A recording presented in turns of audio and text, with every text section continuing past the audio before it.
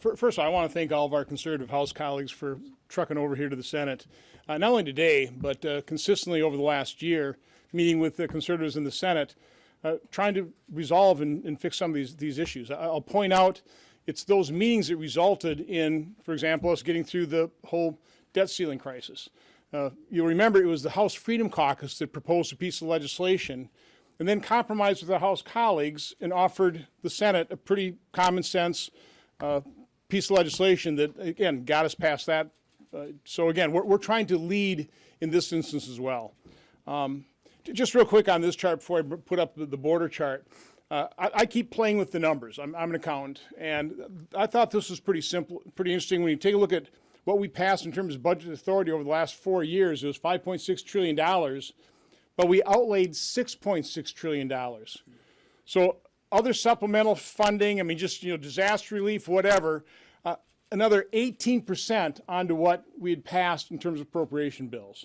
It is completely out of control. But let's put up the border, because this is really what I came to talk about. It is unfortunate, and I completely agree with what the House has passed in terms of H.R. 2, that type of language, in the hands of a president that actually wanted to secure the border, in the hands of an administration that would faithfully execute the laws passed by Congress, H.R. 2 would work. But we don't have that with this administration. Our open border, Biden's open border, is a clear and present danger to America.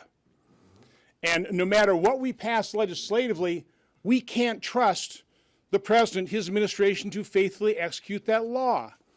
So we have one leverage point here.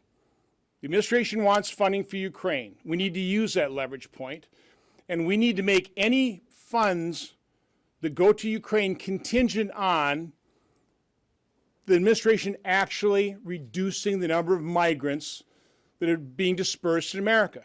Now, since this administration started, it's been about over 6 million people, at least 6 million. 1.7 million of that are detected gotaways. We have no idea who these people are or where they located. We really don't know where the other 5.3 million people are, the ones that were encountered, processed, and dispersed. This is completely out of control. You have Hamas now calling for days of rage. Do you think in that 1.7 million or the overall 6 million there may be a bad person or two? It's a clear and present danger.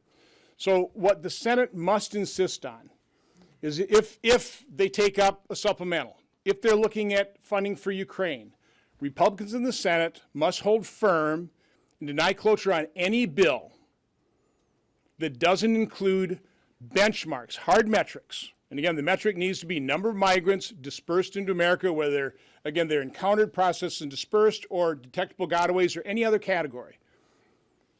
And we need to deny cloture on any bill that doesn't include that hard metric. And just as an example, and you can see in this chart, President Trump had to deal with the effect of DACA, the lawless actions of the Obama administration, which really sparked this multi-year border crisis. But just through sheer willpower, with the current laws in place, this President Trump basically secured the border in a 12-month time period. And so that's what the bill I'm working on in terms of providing metrics, again, where the Ukraine funding would be contingent on those metrics being met and certified, you would ramp that down to pretty much a secure border over 12 months.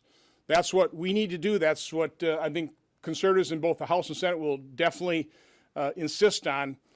It's what the American people insist on. We need to be more concerned about securing our own border, protecting our own citizens, our own homeland, before we provide $60 billion of funding for Ukraine. And next is Rick. Yeah.